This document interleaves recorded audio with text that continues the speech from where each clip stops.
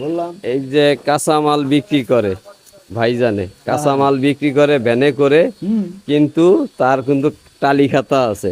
দেখেন এখানে যার যার বাসা বাড়িতে নেয় এই খাতায় লেখা আছে।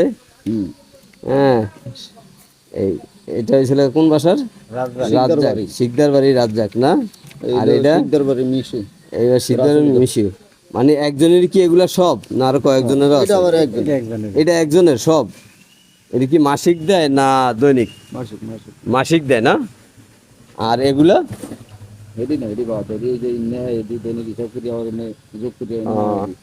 ভাই কষ্ট করে মাল বিক্রি করে, কিন্তু ভাইয়ের টালি খাতা আছে। এই জিনিসটা খুব খারাপ লাগলো দেখে। ঠিক আছে, কয় টাকার বিক্রি করে, কিন্তু টালি খাতাটা থাকাটা ভালো না।